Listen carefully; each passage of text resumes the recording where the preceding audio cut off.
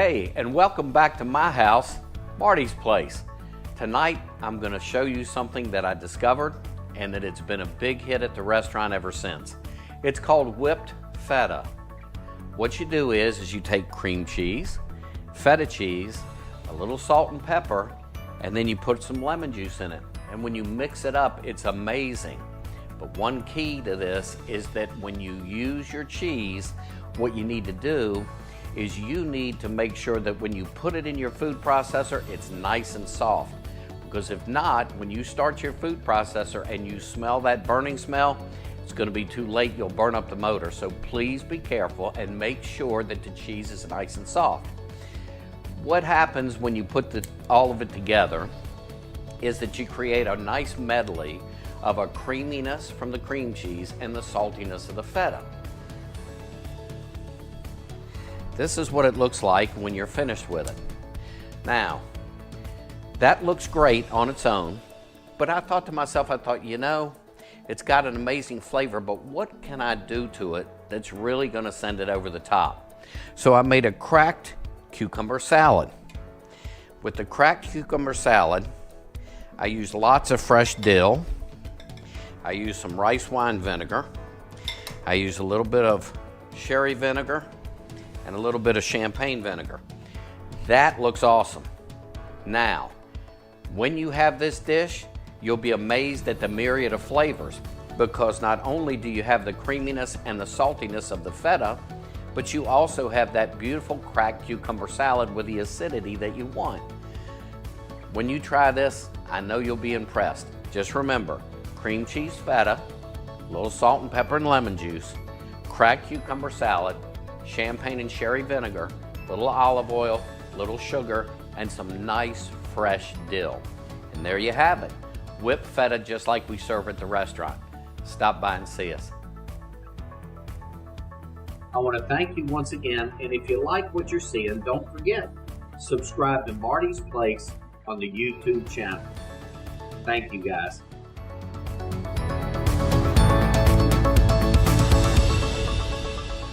Hey guys, welcome back to Marty's Place. Let's see what I've got going on in the kitchen for you today. Today, what we're gonna do is we're gonna make some blistered shishito peppers with some caramelized citrus. And it's an excellent appetizer, and it pairs well with any craft beer, IPA, you name it. So let's get started. I'm blistering the shishito peppers in just a hot saute pan. Now, what I'm doing is using a pan that has a cast iron base, because when you use a pan that has a cast iron base, that's where you get the beautiful char on these peppers. Then what I'm gonna do is I'm gonna put some pieces of citrus. I'm gonna use some lemons, and I'm gonna use some orange. What this does is it enhances the flavor of the shishito peppers. Now see, doesn't that look awesome? I wish you could smell what's going on in here, because it smells awesome. Now, what I'm gonna do is I'm gonna take it over to my serving dish, and I'm gonna put it on the table, turn my stove off, and talk to you guys a little bit about the magic of these peppers. These peppers are from Japan, and they have a very mild, very caramelized flavor when you do them like this. But the key is that 1 in every 10 of these is a hot pepper. So it just depends on the luck of the draw. But these are Japanese shishitos. You can buy these at the grocery store. And I take the citrus, cut it up. Then after I've cut the citrus up, what I do is I take it and I mix it. Now, when you mix the citrus with the peppers, you get a nice caramelized taste. Then I take a little bit of sea salt, and I put a little sea salt on top of the peppers with the citrus, because you get that yin and yang, you get the sweet and savory that everybody craves. So remember, when you go to the grocery store, you can find these. And if you don't have them at like a regular grocery store, sometimes you have these in specialty grocery stores. I got these from the fresh market over at Towers. So just remember, shishito peppers. You blister them, you caramelize them, and then what you do is you take a fork and you take a little bit of the pepper and a little bit of the citrus, and you eat them both together.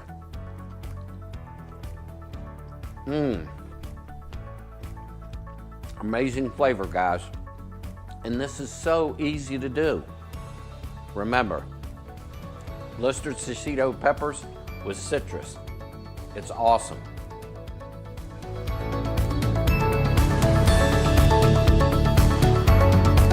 Here's to my loyal followers. I really, really appreciate you guys coming to Marty's place. It means the world to me, and I hope that what I'm doing is I'm helping you with some some everyday cooking things, some easy recipes, some things that you can do. I try not to make this show overcomplicated, because why do that? Because if it's overcomplicated, you're not going to do the recipes. So here's my riff on Oysters Rockefeller. Now, I take my beautiful Gulf oysters, open them up, okay? Then I have taken some spinach, a simple saute of garlic, and salt, okay? With some olive oil. Now, the oysters, get the spinach on top, which is, you recognize, traditional for Oysters Rockefeller. But it's a little something I'm doing a little different that I think adds a heck of a lot of flavor. What I do is I take boursin cheese and put a little bit of boursin on top of each oyster. Not too much, but a little bit. And that's gonna add a ton of flavor. Now, after I get my oysters topped with my boursin cheese, go ahead and do a little bit of grated parm. A little bit of grated parm on top of each one. These look great, don't they?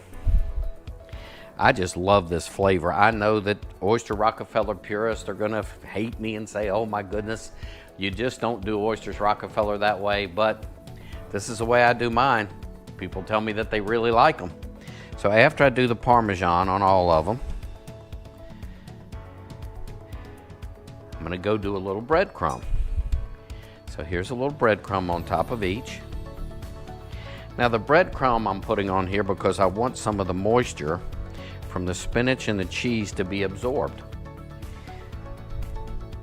Now what I'm gonna do is I'm gonna teach you the correct wine to go with Oysters Rockefeller is a Sauvignon Blanc. This happens to be a Frog's Leap Sauvignon Blanc. It has an awesome flavor. So good.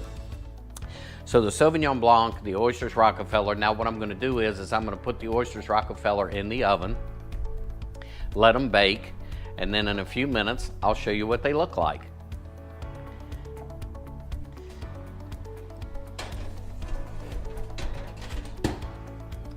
Now, if you noticed, I used a cast iron oyster pan.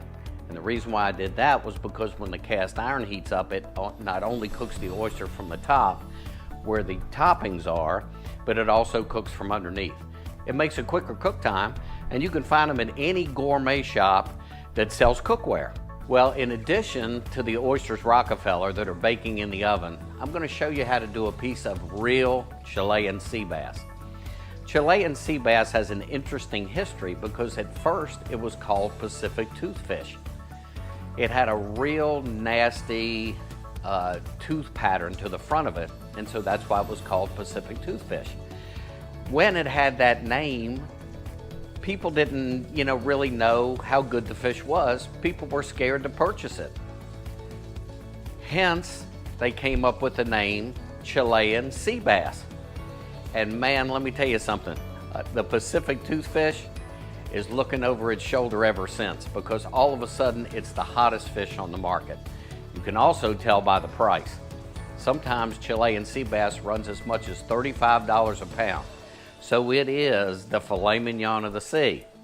So what I've done here is I've got a piece of this beautiful fish, and then we take and we put some miso glaze on it. What this is equal parts mirin, equal parts rice vinegar, and equal parts white miso paste. What you do is you pan sear the fish. After it's pan seared, you top it with this glaze. The glaze is awesome because it's savory and it's got a little sweetness to it. It almost forms like a candy crust. And I'm going to show you what I'm talking about because I'm going to go ahead and plate what I have. We've got our beautiful sea bass, and we have our rice that we do at the restaurant. Now this rice is Reese Beese rice. And what we do, we take peas and carrots and we saute them together. Then we take our sea bass, put it on top of the rice that has the peas and the carrots in it, and then we take some beautiful snow peas and we put them around the dish. Now, isn't this an awesome presentation? The flavor of this fish is absolutely amazing. So much so, I'm going to take a fork and try it. Look how beautiful this is. And with the rice, it's amazing. It eats like butter. The sauteed snow peas are perfect with it. And here we have a salute to you guys because I'm so happy that you're coming to watch and you're coming to learn. Cheers. Okay, it's time to check these oysters out. Here they come.